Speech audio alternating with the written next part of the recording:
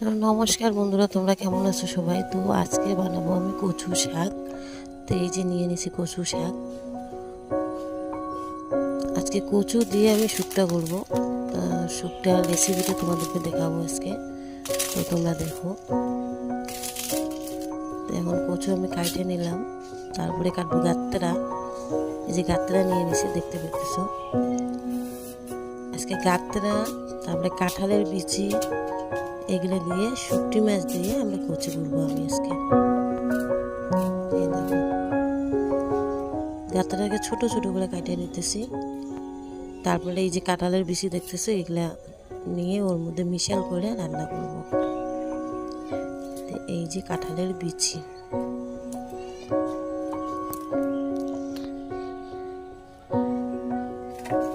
তো এখানে আমি কাটাকাটি করতেছি। এই যে শুকটি মাছ নিয়ে নিছি, শুকটি মাছ দিয়ে কচু করবো আজকে। তো এই যে শুকটি মাছ, আর এইখানটায় আমার যে বেবি আছে, এই যে বেবি দেখতেছে, বসে আছে। বেবি আমার সবজি কাটা দেখতেছে। তো আমার আজকে গ্যাস শেষ হয়ে গেছে, তো উনানে করতেছে, উনানে রান্না করব। তো এখানটায় জল দিয়ে দিলাম। জল দেওয়ার পরে যে শুকনো মাছটা এখানটায় দিয়ে দেবো, গরম জলে ধুয়ে নেব। তো হয়ে গেল গরম জলে ধোয়া, যে নামায় নিলাম।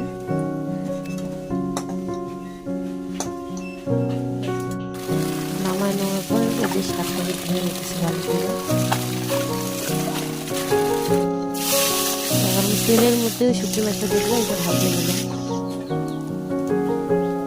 এখন নামায় নিতেছি। তারপর দিলাম রসুন, লঙ্কা, পেঁয়াজ, তারপরে দিয়ে দেবো এখন শাকটা।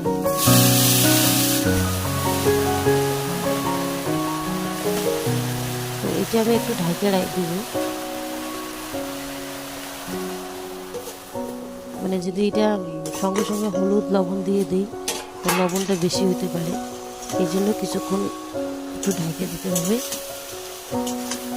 ঢাকে দেওয়ার পর এখন দিয়ে দিলাম লবণ, হলুদ, লঙ্কার গুঁড়ো, তারপরে দেবো জিরার গুঁড়ো। তারপর আবার নাইরা ঢাকে দেবো। তারপর দিয়ে দিলাম সামান্য জল, কেন এখানে কচুর মতো জল দিতে হয় না, তো গাত্রা আছে যাতে, ওই জন্য একটু জল দিয়ে দিলাম। এই যে হয়ে গেল আমার শাক।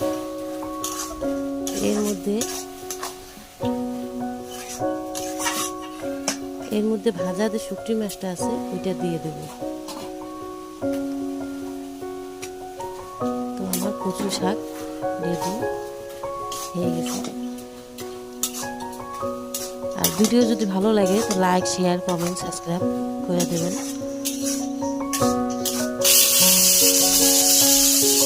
এই যে হয়ে গেল আমার, এই যে অনেক সুন্দর। এটা ভাত দিয়ে খাইতে অনেক সুস্বাদু লাগে, খুব ভালো লাগে খাইতে। তোমরা রান্না করে খাবা।